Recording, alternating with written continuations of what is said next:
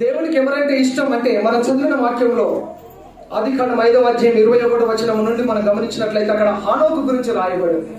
హానోకు 365 సంవత్సరాలు బ్రతికాడు. ఎన్ని సంవత్సరాలు బ్రతికాడండి? 365 సంవత్సరాలు బ్రతికాడు.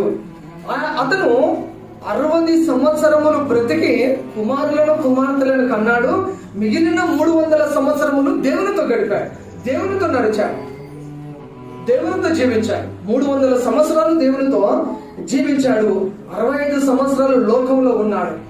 దేవునితో ఎక్కువ గడిపాడా, లోకంతో ఎక్కువ గడిపాడా? హానోకు దేవునితో 300 సంవత్సరాలు గడిపాడు.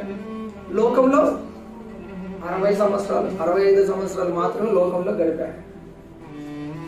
మన జీవితంలో, మన ఆత్మీయ జీవితంలో మనము దేవునితో గడపడానికి ఎక్కువ సమయం గడపాలి.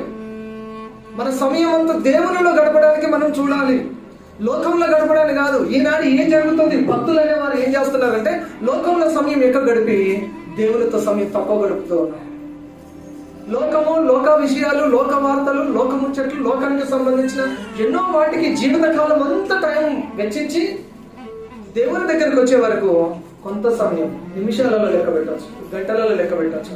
ఎంతకాలంలో దేవుని కొరకు బ్రతికావు అని అంటే కొంతకాలం మాత్రమే, కొంత సమయం మాత్రమే. ఇక్కడ హానోకు గురించి చూసినప్పుడు 365 సంవత్సరాలు బ్రతికిన తన జీవితంలో కేవలం 65 సంవత్సరాలు లోకంలో జీవించాడు. 300 సంవత్సరాలు దేవునితో బ్రతికాడు.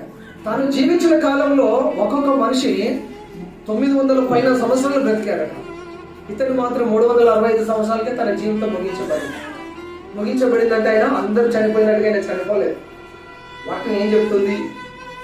వాక్యం ఏం చెప్తుందంటే హానోకు దేవునితో నడిచిన తర్వాత దేవుడు అతన్ని తీసుకొని పోయేను కనుక అతడు లేకపోయాడు. దేవుడు తీసుకొని వెళ్ళిపోయాడట. ఆయన భక్తి జీవితాన్ని నచ్చి, తన జీవితాన్ని ఆయన ప్రేమించి, తనతో పాటు ఉంటే బాగుంటది, ఈ హానోకు భూమి మీద ఉంటే బాగుండదు అని చెప్పేసి దేవుడు హానోకును తనతో పాటు నడుచుకుంటూ పరలోక రాజ్యం వెళ్ళిపోయాడు. హల్లెలూయా, హల్లెలూయా.